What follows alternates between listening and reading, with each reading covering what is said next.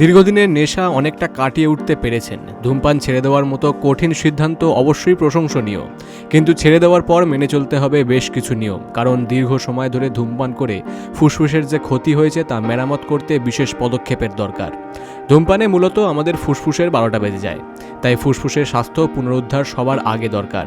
ফুসফুসকে কর্মক্ষম করে তুলতে এই কাজগুলি আপনাকে নিয়ম মেনে করতেই হবে।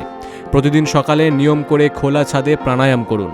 প্রাণায়াম শুধু ফুসফুসের কর্মক্ষমতাই বাড়ায় না, ফুসফুসে জমে থাকা বিষাক্ত পদার্থ দূর করতেও প্রাণায়ামের বিকল্প আর কিছুই নেই। প্রতিদিন অন্তত 30 মিনিট করে প্রাণায়াম অভ্যাস করুন।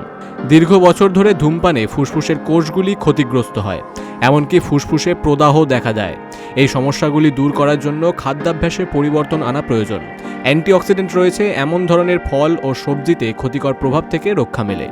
এছাড়াও প্রতিদিন সকালে খালি পেটে কাঁচা হলুদ, 2টো গোলমরিচ মিশিয়ে খেলে ধীরে ধীরে প্রদাহ কমে আসে। কিংবা কাঁচা রসুন ভাতের মধ্যে রেখে খেলেও উপকার পাবেন। তবে নিয়মিত পর্যাপ্ত পরিমাণ জল খাওয়া আবশ্যক।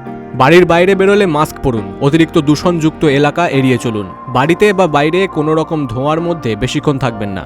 ধূমপান ছাড়ার পর যদি শ্বাসকষ্ট বা চাপ অনুভব করেন তাহলে সত্বর ডাক্তারের কাছে যেতে হবে। চিকিৎসক নিজের প্রয়োজন মতো পালমোনারি ফাংশন টেস্ট বা অন্যান্য পরীক্ষা করে ফুসফুসের বর্তমান অবস্থা জেনে নেবেন। এরপর তার পরামর্শ মতো চলুন।